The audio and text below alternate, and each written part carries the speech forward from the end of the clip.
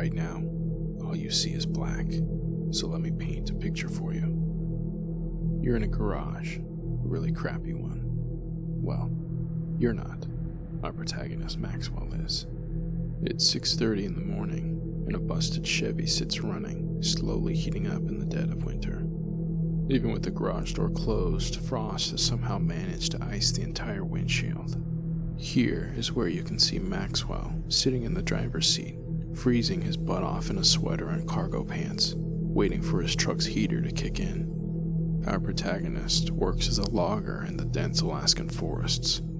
He doesn't exactly love his job, but in order to pay off his mortgage and take care of his girlfriend Jessica and his newborn baby, he's had to work some overtime.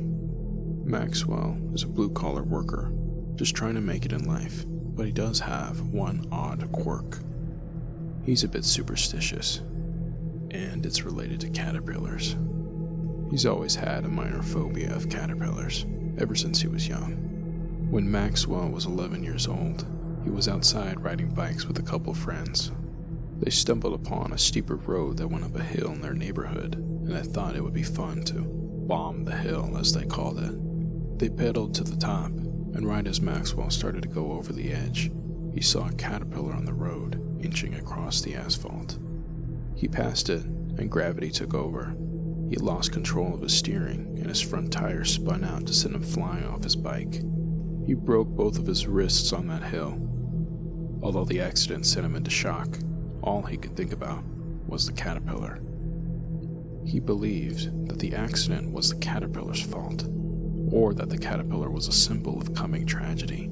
These thoughts were substantiated when the following year Maxwell claimed to have seen a caterpillar walk across his windowsill just moments before his parents came into his room to tell him they were getting divorced.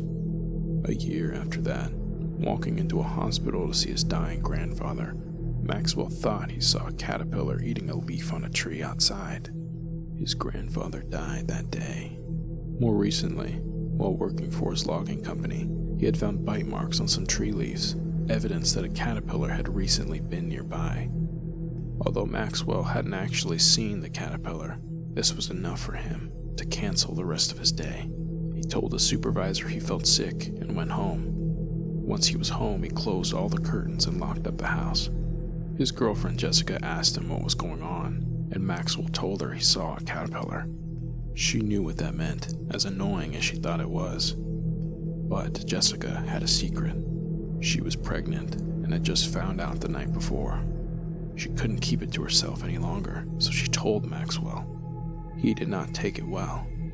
He told her she needed to get an abortion, that he couldn't lose her or the baby.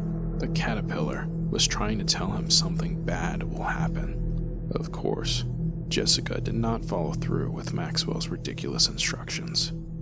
She believed they were ready for a child, and she also believed that he was ready to drop this whole caterpillar conspiracy. Why do I tell you all of this? I tell you this because as Maxwell sits in his garage heating his car up, he has yet to see that a frozen caterpillar rests on a windshield wiper. Maxwell looks up, and he sees the caterpillar. Fear suddenly takes over his face. He begins to think fast. What could go wrong? The snow has melted into slush on the streets, and he has a 45-minute drive to work. Could today be the day he dies? Sliding out of control on black ice? No, he's not going to work anymore, he thinks to himself. But what would happen if he stays home? He could be cooking lunch on his gas stove and accidentally cause the house to explode with his family in it. Or maybe a ceiling fan pops loose and falls on top of him as he lays in bed. No, whatever happens, he can't bring his bad luck back into the house. He needs to just go to work, or at least leave the house. But if something bad does happen at home, he needs to be with Jessica and the baby to protect them. Maxwell continues to debate in his head what his best option is, but his thoughts drift away as he drifts off into sleep. He never wakes up. The carbon monoxide has been building up in his shut-in garage since he started his car's engine. Luckily, inside the house, the carbon monoxide detector goes off, but not in time for Maxwell. You might be wondering, Was the caterpillar truly an omen for tragedy? Or was Maxwell simply inserting it into his darkest memories? Only the deepest parts of his mind know for certain. None of us can truly know anything until we enter the deep end.